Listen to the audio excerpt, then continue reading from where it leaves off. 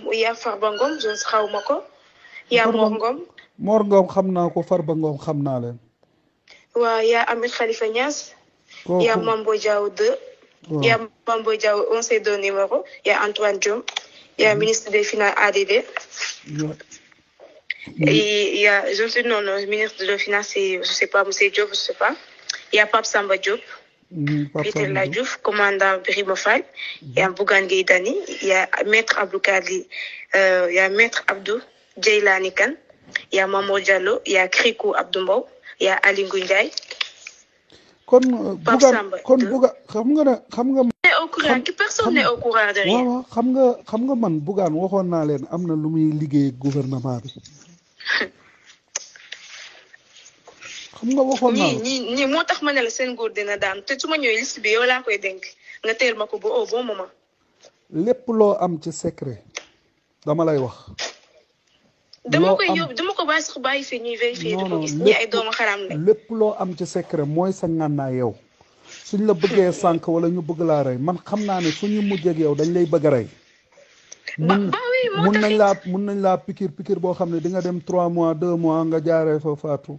mun nañ la def leneen ak leneen te man dama am intérêt pour sàmm la parce que amoo benn mbokk tey man maa fi sa mbokk parce que sa papa xamul àddina bi amul doole xamul àddina bi lu muy riir lu muy doxee sa yaay génn na àddina sa frère ci man la nekk ndax man la yaakaar àddina ak àllaaxira te xamuñ àddina nu muy doxee kon kenn nga am ku jàmbaarte koo xam ne mun na laa garder mun na laa jàppale mooy man dafa am ñuy ñëw ma bàyyi la kon après ñu ootonte waat non ñii duñ sax ay nit.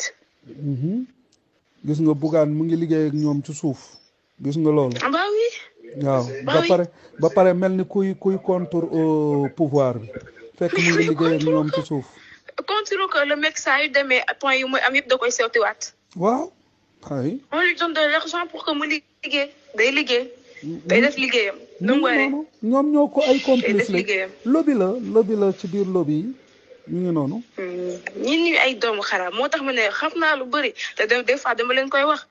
j'en sais trop xam naa lu bëri. mu ngi noonu nag léegi nag loolu nga xam yow da ngay nekk innocent ci kanam seen kanam waaye léegi fëggal taabal. loolu lay joué te pourtant ci innocent boobu na ci lay doon jàppee ma dof na ku nekk di ñëw ku nekk di wax ma bàyyi leen mais ñii de seen carte sur table jeex na. waaw lépp ñii luñ doon def yëpp jeex na. parce que léegi on va jouer carte sur table. léegi suñ xamee ne yow. yeewu nga rek amatul loolu amatul neexal amatul ay neexal nekk fi di yaru wala di wane ne dama yaru wala innocent alors que loolu yëpp gëwuma si dara benn doomam. dañuy jël nit ñi. am la muy dox comme ñoom ñëpp ñun ñëpp a yem. aji ma ne la ay affaire yaru fii nekk nag mel ni ko xamul dara alors que dem naa ba dëkk yooyu laay bàyyi dootuma ko defati kenn.